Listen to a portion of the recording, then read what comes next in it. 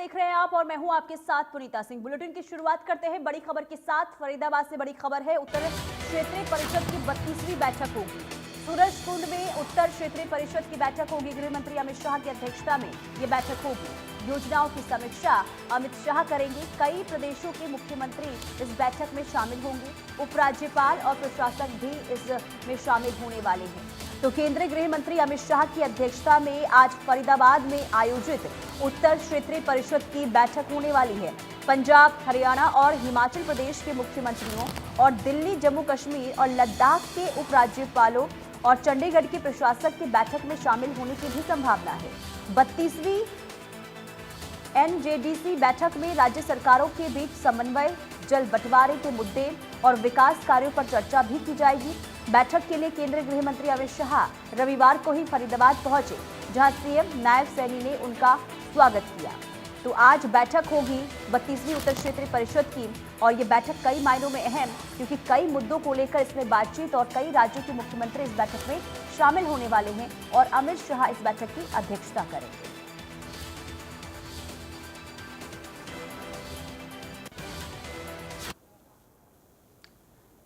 तो उत्तर क्षेत्रीय परिषद की बैठक आखिर क्यों अहम है, वो हम आपको ग्राफिक्स के जरिए बता देते हैं। हरियाणा सरकार की मेजबानी में यह बैठक हो रही है और आपको बता दें कि उत्तर क्षेत्रीय परिषद सहित 5 क्षेत्रीय परिषदों की स्थापना भी की जाएगी।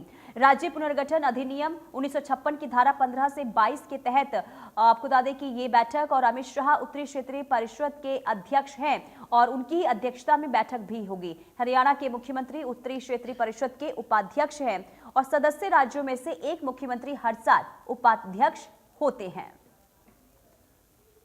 और फरीदाबाद ब्यूरो चीफ देवेंद्र कौशिक हमारे साथ तमाम जानकारी के साथ जुड़ चुके हैं। देवेंद्र, क्योंकि आज की जो बैठक है वो काफी अहम है, कई मायनों में अहम ये मानी जा रही है, ऐसे में कितनी तैयारियां और कितने बजे से ये बैठक शुरू हो जाएगी?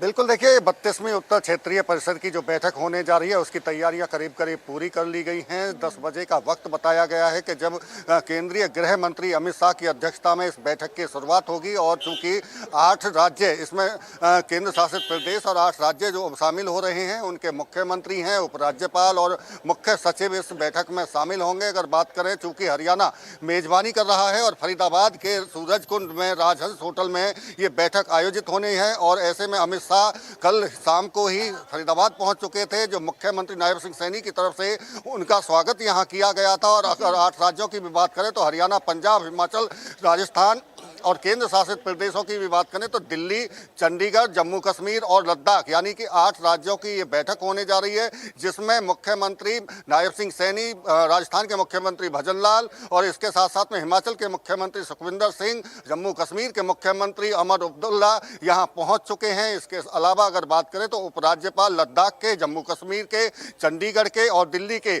उपराज्यपाल यहाँ पहुँच चुके हैं। इसके साथ साथ मुख्य सचिव भी इस बैठक में पहुँच चुके हैं और बैठक ठीक 10 बजे शुरू होने जा रही है। और मैं आपको तस्वीरों में दिखा देता हूं, देखिए जहां ये बैठक होनी है वहां की तैयारियों का आप देख सकते हैं साफ तौर से। काफ़ी पुलिस के कड़े प्रबंध, पुलिस चाक चौबंद व्यवस्था पुलिस की तरफ से की गई है। जो तमाम अधिकारी हैं उनकी जिम्मेदारी कई दिन पहले ही लगा दी गई थी। लगातार बैठकों का दौर जारी रहा, चूँकि अब ये आज बैठक होनी है। 3 घंटे के आसपास ये बैठक चलेगी और इसमें अगर मुद्दों की भी बात करें तो कई अहम मुद्दों पर यहाँ चर्चा होने जा रही है।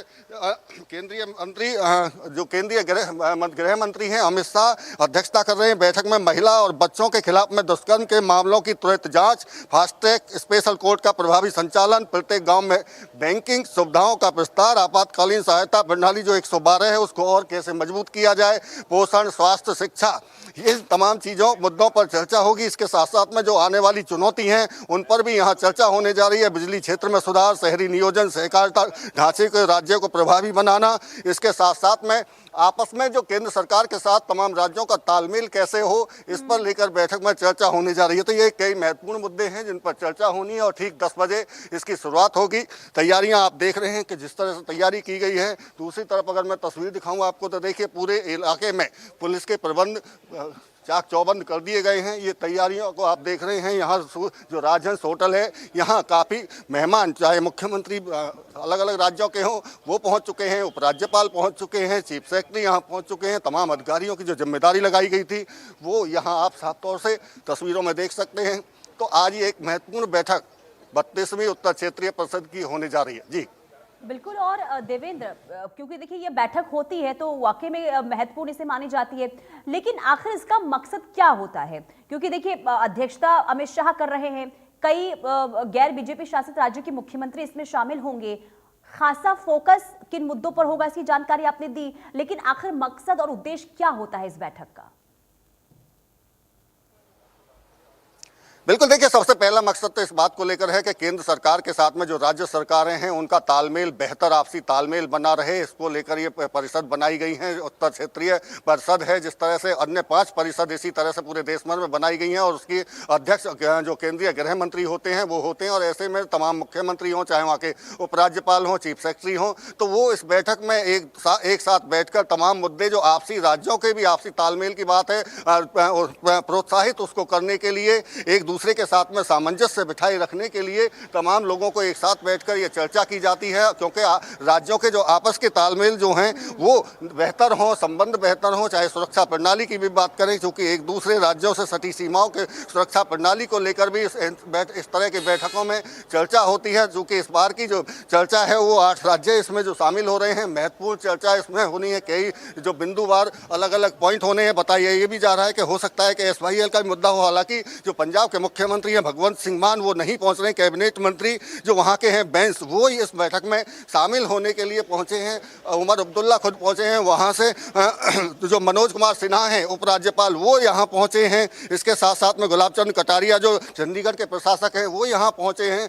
और हिमाचल के जो मुख्यमंत्री सुखविंदर सुक्खू कल रात ही यहां पहुंच चुके थे। भजन लाल शर्मा जो राजस्थान से मुख्यमंत्री हैं वो यहाँ पहुंचे हैं। वहाँ के चीफ सेक्रेटरी भी यहाँ पहुंचे हैं। तो तमाम जो प्रतिनिधि हैं वो यहाँ पहुंच चुके हैं और अलग अलग बिंदुओं पर अलग अलग आज इस मौके पर चर्चा होने जा रही है। जी क्या देवेंद्र इसकी भी जानकारी है, हिमाचल के मुख्यमंत्री जब यहाँ पहुंचेंगे तो क्या उनकी तरफ से भी कोई मुद्दे उठाए जाएंगे? निश्चित तौर से देखिए चुनौतियों पर भी बात होगी और जो केंद्र सरकार और आपसी तालमेल राज्यों के साथ में कैसे होना है इस पर भी चर्चा होगी। ऐसे में हिमाचल के मुख्यमंत्री सुखविंदर सुक्खू यहाँ पहुँच रहे हैं, पंजाब के भी यहाँ प्रतिनिधि कैबिनेट मंत्री बैंस यहाँ पहुँच रहे हैं। तो अपने अपने राज्यों की उनकी क्या चुनौतियाँ हैं वो उस पर भी चर्चा होगी। चूँकि अमित शाह अध्यक्षता कर रहे हैं तो ऐसे में केंद्र सरकार का प्रतिनिधित्व के तौर पर वो अध्यक्षता कर रहे हैं। तो केंद्र सरकार से उन्हें क्या ज़रूरतें हैं, राज्यों को कहाँ कहाँ उन्हें दिक्कतें आती हैं, तो ऐसी कई तमाम मुद्दे हैं जिन पर चर्चा होगी। और केंद्र सरकार की तरफ से जो अमित शाह जो अध्यक्षता इसकी कर रहे हैं गृह मंत्री, उनकी तरफ से भी अलग अलग जो चुनौती, जिस तरह से मैं जिक्र कर रहा था, चाहे महिलाओं के साथ में या बच्चियों के साथ में जो दुष्कर्म की घटना है, फास्ट ट्रैक कोर्ट बनाकर उनको जल्द सजा आरोपियों को दिलवाई जाए। इसके साथ साथ में पोषण की बात है, शिक्षा की है, हेल्थ की है और बैंकिंग, चूँकि रूरल एरिया का भी चर्चा यहाँ होनी है, बैंकों का विस्तार गाँवों तक हो। तो ये ऐसे कई बिंदुवार पॉइंट हैं जिन पर इस बैठक में चर्चा होगी। जी चलिए ठीक है देवेंद्र, आप नजर बना के रखिएगा, तमाम अपडेट्स आपसे, तमाम तस्वीरें आपसे समय समय पर लेते रहेंगे। फिलहाल के लिए बहुत शुक्रिया तमाम जानकारी देने के लिए। आगे बढ़ते हैं, इसी बीच एक और बड़ी खबर सामने आ रही है। बड़ी खबर का रुख कर लेते हैं। इस वक्त की बड़ी खबर, बिहार में नई सरकार के गठन की प्रक्रिया तेज हो चुकी है। तो बिहार में अब नई सरकार के गठन को लेकर तैयारियां और शपथ ग्रहण की तारीख भी तय हो चुकी है। 20 नवंबर को गांधी मैदान में समारोह होगा और इस समारोह को भव्य बनाने के लिए एनडीए की ओर से तमाम तैयारी की जा रही है। पीएम मोदी भी शपथ ग्रहण समारोह में शामिल होंगे। एनडीए ने प्रचंड बहुमत के साथ 202